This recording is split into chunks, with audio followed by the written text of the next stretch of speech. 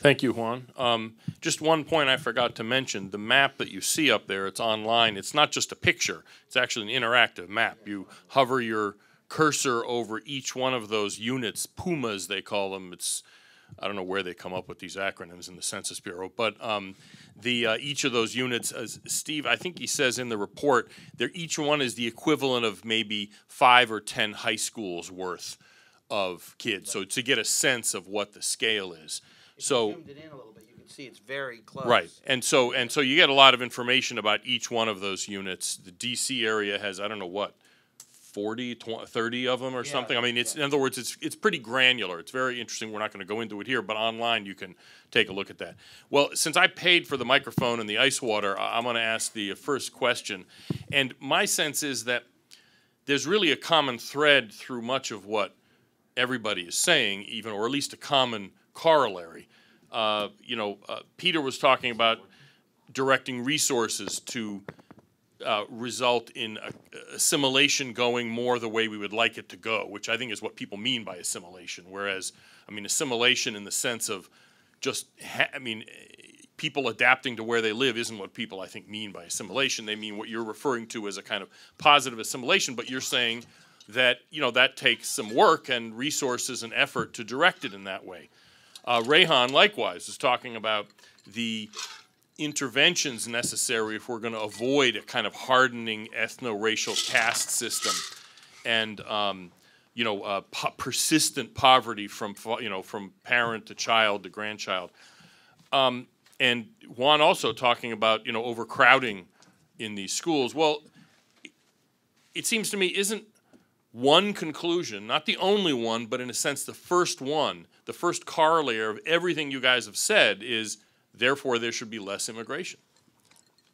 In other words, aren't numbers of the essence? They don't solve everything. It's not a magic wand, but it seems to me it doesn't change the issues we have to deal with immigrants who are already here, obviously, but doesn't turning the tap down in a sort of, as your sink is overflowing in a sense, doesn't turning the tap, if not off, at least turning it down, have to be the first thing you do before or as a precondition to all the other things you guys are suggesting? Sure, Peter. Yeah.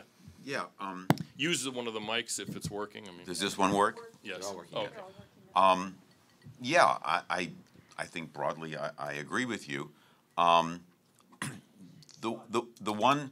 one aspect in which especially if we're talking about immigrants who pose challenges that require public resources to achieve that assimilation, more presumably low-skilled. So in other words, less skilled, less low-skilled immigration. Yeah. Okay. Well, that's fine. I'll amend that. Then isn't the corollary reduced low-skilled immigration in the future? Yeah. Okay. Yeah. But if I might, there's another dimension to this that's floating around here. There always is, Peter. But anyway, go ahead. Sorry. It's just an inside joke. That's why I said, Go ahead. Well, I wanted to. I've offended the authorities here, which only makes me feel happy. And it comes up in what Rehan was saying, because his whole scenario I find really intriguing about ethno-racial inequality. It's not clear to me whether we've got it now or we're heading in that direction, but I get the point.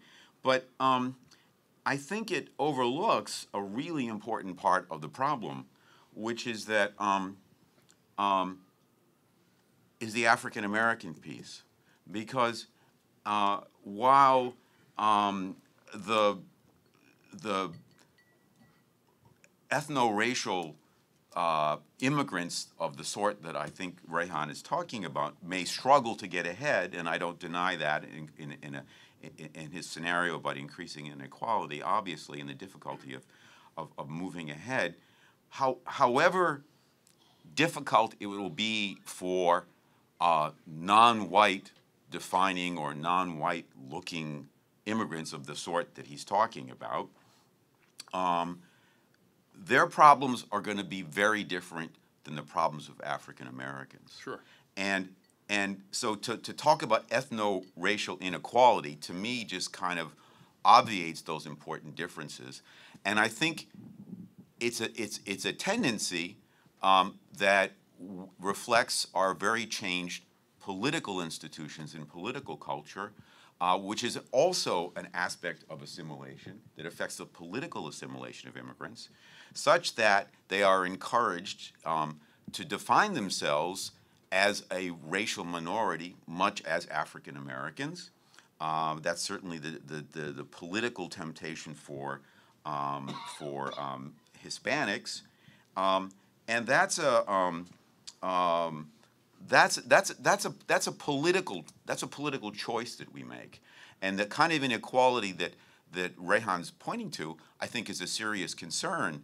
But it's not clear to me it's an ethno-racial concern, or if it is an ethno-racial concern, it's going to obviate the particular problems in historical legacy and claims that I think African Americans have on American society, and at the same time, it's going to suggest to the American people that we have an ethno-racial problem that looks, feels, and plays out like the problem and the obligations we've incurred to African Americans, and that's going to produce the kind of reaction we've gotten to immigration today. I think part of the reason why people are so upset with immigration is that immigrant advocates have been drawn to define their problems as similar to those, if not identical, to African Americans. And if any honest American looks at the situation of African Americans, they will conclude, well, this has been a problem. We mistreated them. We haven't acknowledged what we've done, and the enduring legacy of what we've done and our inability to deal with it in a forthright way, however well-intended, continues to create big, big problems. Well, if that's how immigrants are defining themselves and their problems, why would any rational American say we should have more immigrants? We're inviting in more problems. Okay, yeah. Let me, quick comments from you, Rehan, and if you have anything to say, Juan, then I want people to be able to ask questions because we're running late. Just briefly, I mean, when you're talking about ethno-racial inequality, my point is not that group X or Y is inferior or what have you, far from it. My argument, race is a dynamic process. It's not a static process. So when you're looking at, for example, a lot of the Hispanic immigrant influx, you have big differences between folks who have the parental resources, the cultural capital, and what have you, that basically brings them into what you might call the mainstream of society, where they oftentimes form social attachments to people who are also upwardly mobile and what have you. And then you have a residual population of people, oftentimes those who are brought in as labor migrants, who are separated from the broader population, oftentimes find themselves living in hyper-segregated communities, and over time there is a more intense identification as a separate racial group. You even see this in terms of who answers, kind of the questions on the census in one way or another.